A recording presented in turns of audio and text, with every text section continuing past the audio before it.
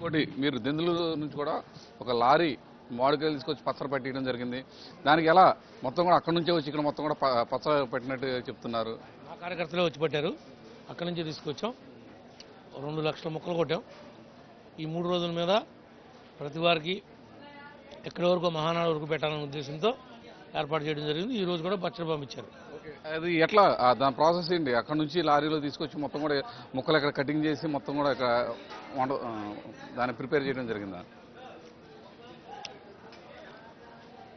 నూనె ఇక్కడ తీసుకున్నాం. కారం, ఆవపిండి, మెంతిపిండి, వెల్లుల్లిపాయలు అన్నీ కూడా మా దగ్గర నుంచే వెహికల్లో వేసుకుని వచ్చి మనుషులను కూడా మా కార్యకర్తలని తీసుకుని వచ్చి ఇక్కడే పట్టి ఇక్కడే కలపడం జరిగింది. అది కూడా బ్రహ్మాండంగా చేశాం. ఓవరాల్గా చూస్తే ఈ 3 రోజుల పాటు ఎంతమందికి వంటలు ప్రిపేర్ అవుతుంది? ఈ 3 రోజుల మీద ఇక్కడ వరకు 2 లక్షల మందికి తప్పకుండా ప్రిపేర్ చేశాం. ఉదయం సాయంత్రం పూట వర్కర్స్కి ఇక్కడ ఉండేటువంటి స్టాఫ్కి ఆడ వరకు వేరుగా రోజుకు ఒక 5,000 మందికి వాళ్ళకి వేరే పెడతాం. అంటే బహిరంగ సభ రోజు ఇంకా ఎక్కువ మంది వచ్చే అవకాశం ఉంది కదా? దీనికి దానికి సంబంధం లేదు. అది వేరే ఏర్పాట్లు. దానికి సంబంధించిన